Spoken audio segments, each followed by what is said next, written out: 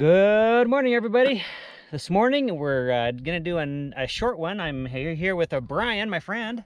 Hey, Brian, W7JT here. And he's the first one that has done this summit. What's it called? It's called, what's it called again? Needle, right? Needle, no, not Needle. Yeah, this is Needle Mountain. Yeah, Needle Mountain. Needle Mountain, and how hard is it? I would say on a scale of 1 to 10, yeah, it doesn't really have a scale. It's more like probably a 2 or a 3. It's a short hike. It's steep. It's a little rocky. There's some pointy stuff, but ultimately, as long as a thunderstorm isn't rolling in full of hail, it's actually a pretty uneventful summit. The first time I did it, had a little bit of that toward the end and kind of came right down the front side like a bear rolling down the hill, so I didn't die. Okay, so we're gonna go the easier way instead of straight up the side of the hill. But let me give you a look here. We'll probably be just going up this road here and then hiking up the bushwhack to the top. And road's pretty interesting. It's not the best. That's why we stopped right here. And there's a gate as well, so you can't really go any further. But we are also, when we get on top, we'll talk just a little bit about Morse code and some of our philosophy and how it's changed a little bit. So here we go.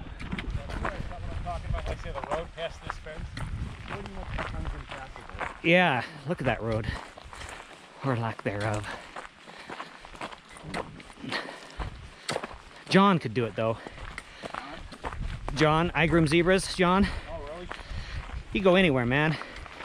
He'll take Lisa's truck right up the side of a mountain if he could. In fact, he did that once. I was in the truck with him. Where was that? That was out there by Towers, kind of. Oh, okay. Twin Peaks or something like that. Yeah, this is... Brian was talking about this washout. Yeah, probably not the best place to drive, is it? Yeah, there'd be no way to get around this in a vehicle up here. Yeah. If you fell on it, you're going down there. You're rolling all the way down. Yep. Oh wow, yeah. Look at this view. This is what mine is that? That's the Freeport mine. Okay. You can kind of make out the observation thing up there, or whatever it is. Yeah. We're going the other way, but all right. So we're just going right up there, right? Yeah. See where the century plane is and the pinion? Yeah. That's the summit. Not bad. Just straight up there. Okay. All right.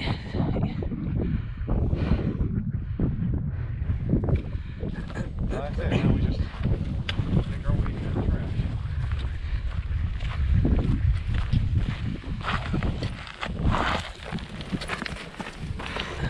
Cat claw, yuck. That cat claw's not as bad as the briars I experienced in Georgia, but it's pretty bad. And this is the Pinto mine here to the right. Yep. So there's two mines on either side of us. It's copper, right? What? I think it's a copper mine, isn't it? Yeah. I think everything's copper. All copper, yeah. And that's Miami Globe over there, I believe.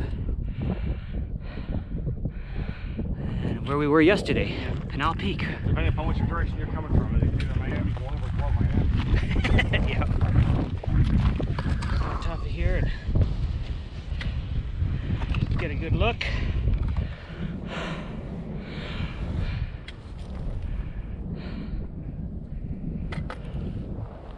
You'll fall for a while. There's a cliff off that side. This side, once you're left. Okay. You'll fall for quite a while. Yeah. And it will hurt.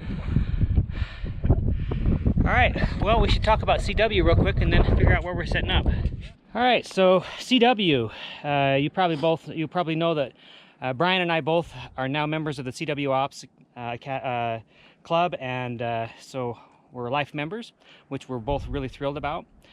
Thanks to all those who made that happen for both of us.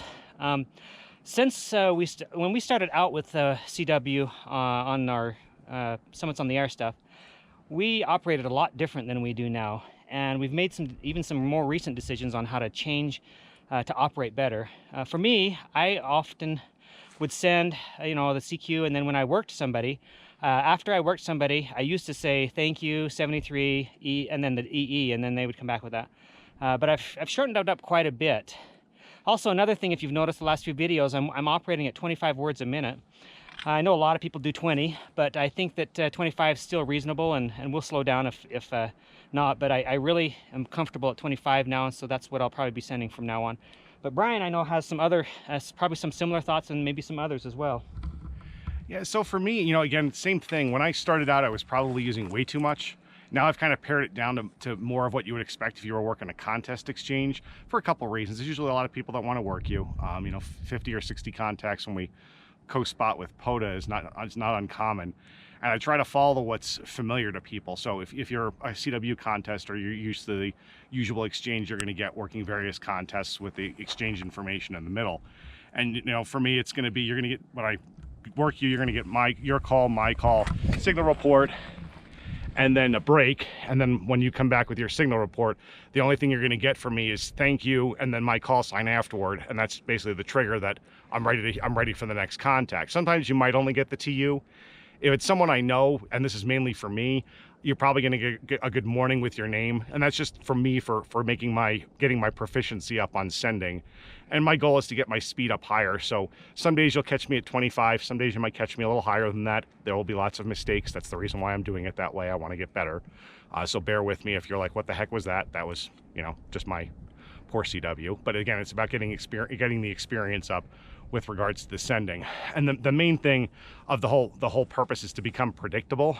So you guys know when you're listening to me, I'm running the same way every time. So if you're listening to the pileup, you'll know when to start sending again in that time. And it's just to be consistent with what other people do. Yeah, and so I guess for both of us then, we're both operating at a higher speed now, which we both agree that there's no real problem with that. We get people who are, you know, 15 words a minute or less sometimes, and we just slow down for them or else do the Farnsworth spacing. And also, we all have kind of shortened our end. I'm just recently as well, I just end with my call sign now, and just thank you in the call sign instead of all the other stuff. So I think we both agree that that's kind of the best way to operate. But for you guys, I mean, just getting on the air and doing something and getting those exchanges, it doesn't matter as long as you're making an exchange. Just do the best you can. But you know, we've been doing this a while, and we're still learning, and we're still going to be trying to become better, right? Absolutely, yeah. And just as Charlie was talking about with slowing down, for me, if you catch me and you're like, why isn't he sending, you know, why is he still sending at that rate, but his stuff is really spaced out? Well, and I'm sure there's other people that have used similar type of equipment. It's not an easy button push and a knob twist for me to actually slow the keyer down. So it's more practical for time wise, and really, if you don't think you lost me, is to Farnsworth space. And for those that aren't familiar with what that means, it means still sending at the speed you're sending at, but spacing the characters further. So, you know, if you're here W7JET in CW at 28 words a minute, it's going to be W at 28, big space, 7 at 20 words a minute, big space, and that's what you're hearing, and that's why we're doing that. It's not that I'm trying to be an elitist or rude. It's not that easy for me to slow the keyer down to where you're at, so I can just space it a lot further. And I'll repeat it as many times as I need to for you to get the exchange. So don't be afraid to say again or ask for something again. I'm more than happy to keep going over and over until we complete the contact.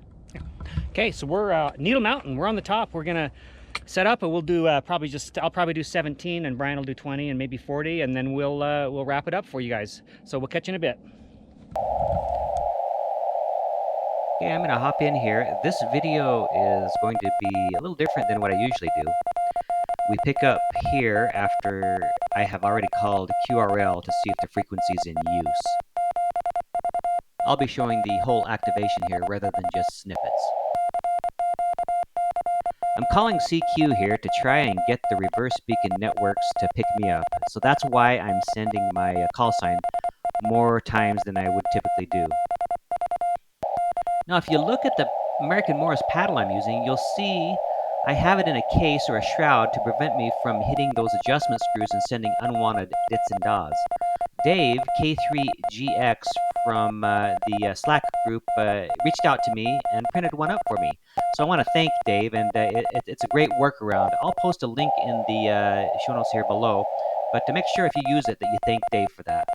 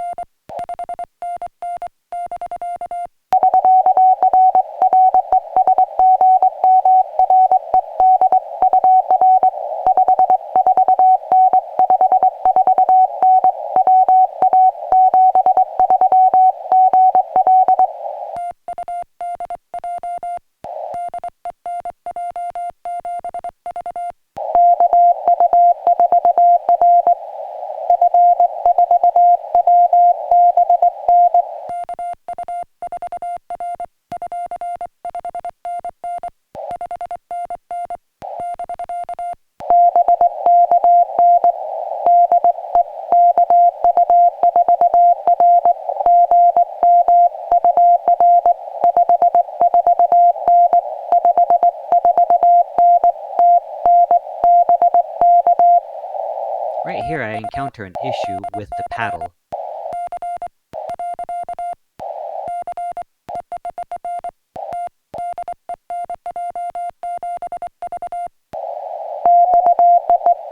I thought it might have been the shroud causing the issue, but you'll see later on it was the paddle.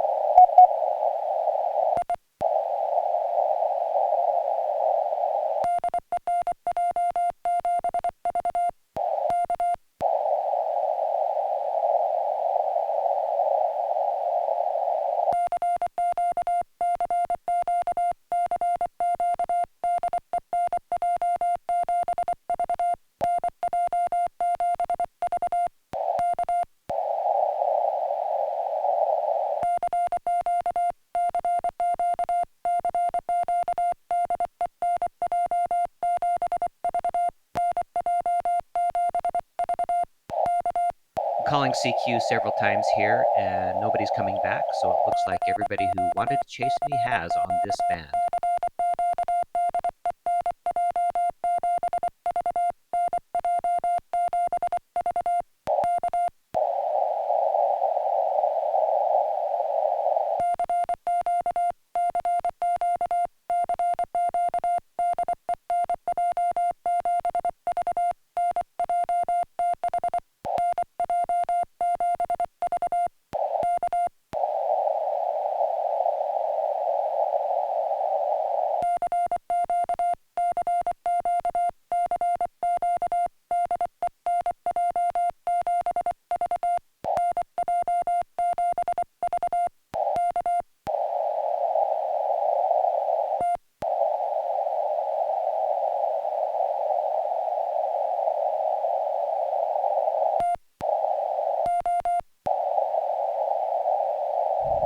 Let's go to 40.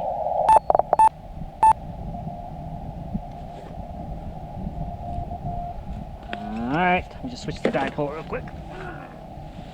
I just switched the radio to 40 meters, and now I'm getting up to switch the links on both legs of the dipole to make sure that my antenna is resonant on 40 meters.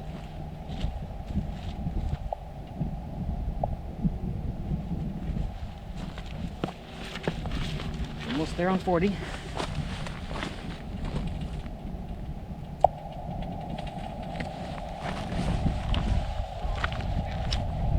Hoist the antenna mast back up. Alright, let's try it.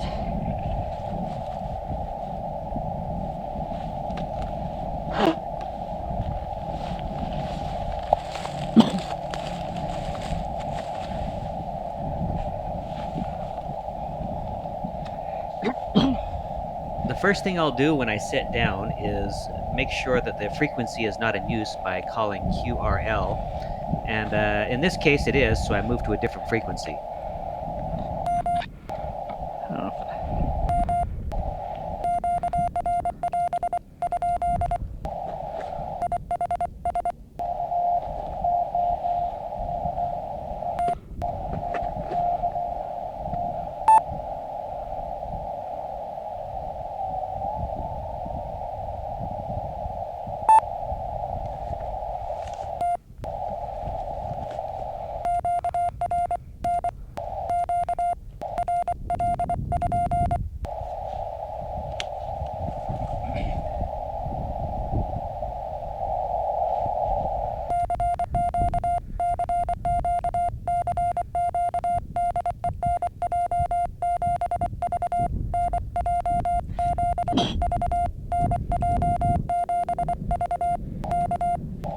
Here again, I'm calling CQ to get the reverse beacon networks to pick me up.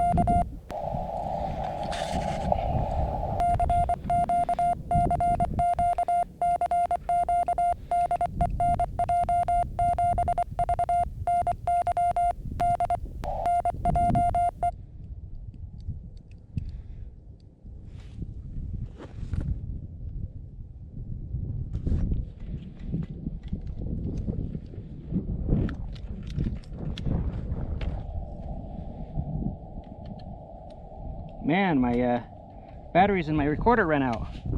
Both sets. All right, here we go again. With the audio recorder dead, I adapt to using the speaker in the radio, hoping the GoPro can pick it up. But the side tone volume is down really low, so I try to find that setting in the radio to bring up the audio.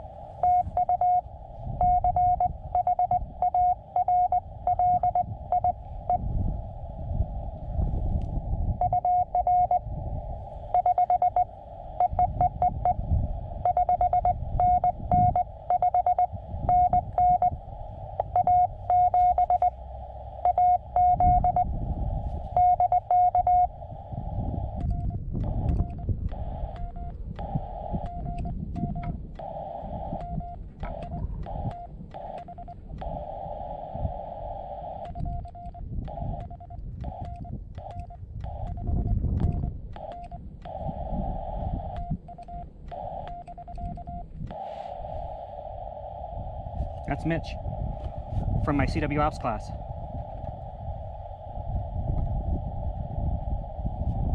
Hopefully he heard me.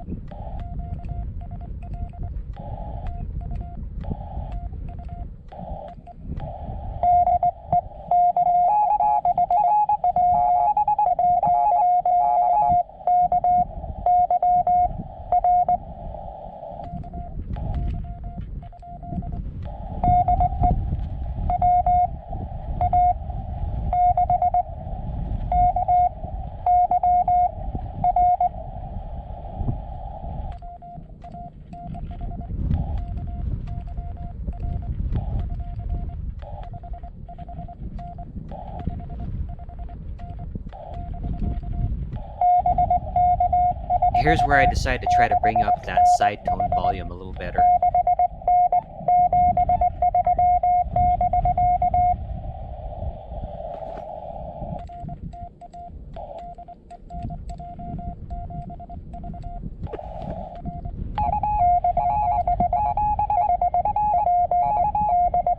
I gotta get the beep volume up.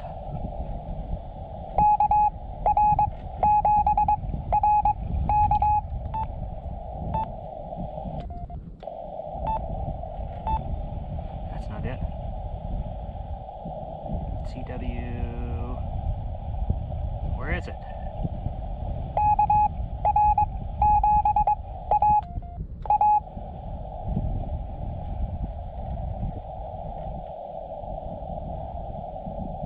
I can't find it.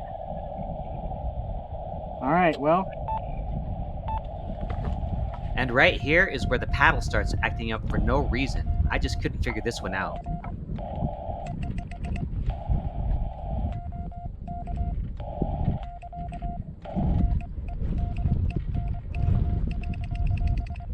Ah!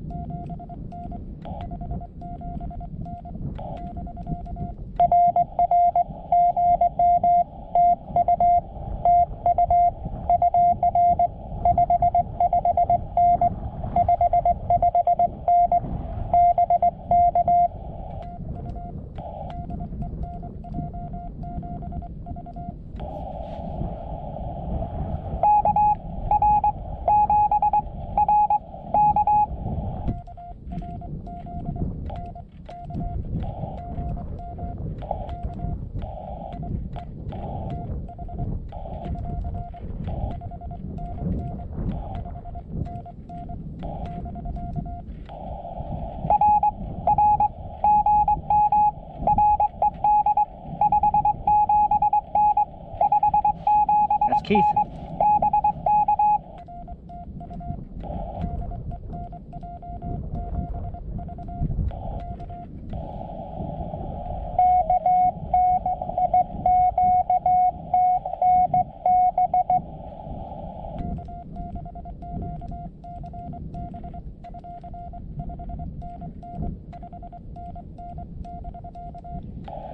I wish I could turn up the volume on my sending code, but I can't. I can't figure out where it's at. I turned it down, I can't turn it back up.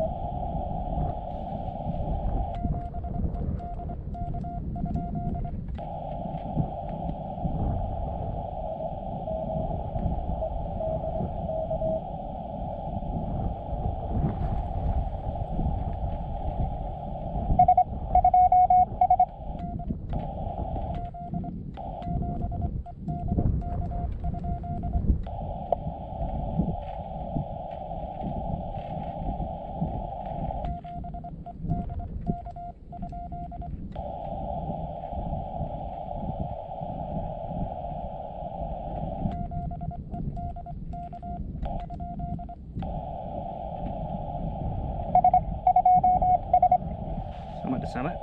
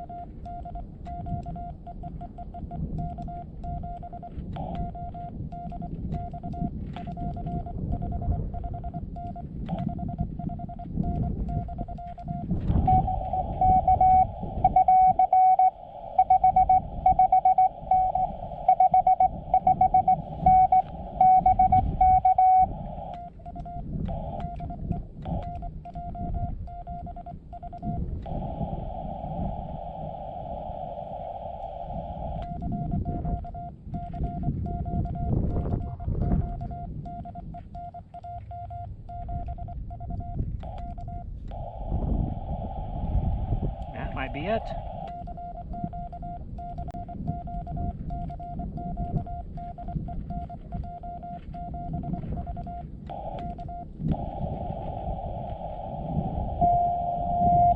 Somebody else.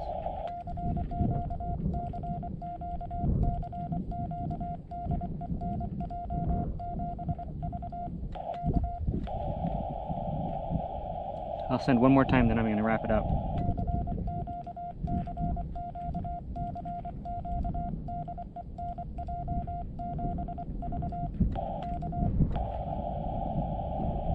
Alright, guess that's it. Let me check here real quick and find for you guys. So I you know, when I send the dits and dahs, they're not coming through very loud at all, and it's because I turned it down. When I have the headphones in, it's really loud in my ears, and so I turned that down. But now I can't find it when I wanted to go external speaker here, so I gotta find it here. Let me see if I can find it real quick. Pitch, normal paddle, no. CD, contrast, no. Beep sound, that's something that doesn't matter really. That's the beep of the radio. That's the frequency backlight. You know, I'm not finding it here.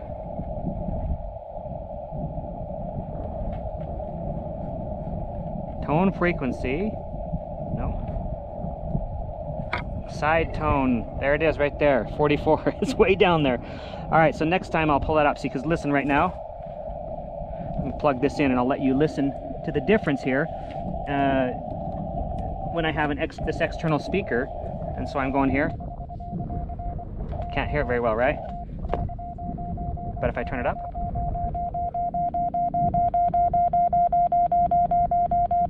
yep, that's the one.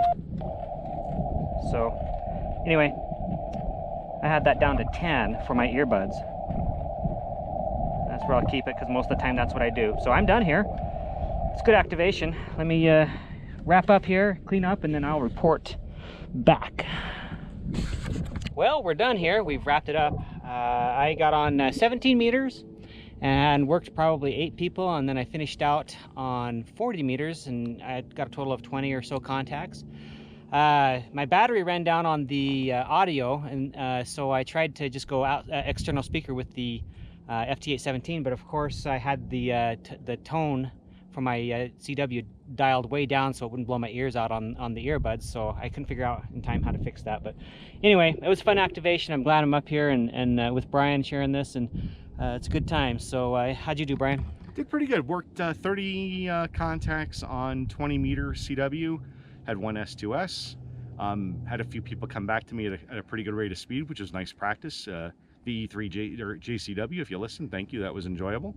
And yeah, that's about it. Looking forward to the quick trip back down and the ride back into town. Yeah, cool. All right, so thank you for joining us on this video. Please come back and catch us on another video. I upload probably 2 times a month, plus I do other stuff. So come on back, and so at this time we'll say 73 to you for now. Bye guys, 73.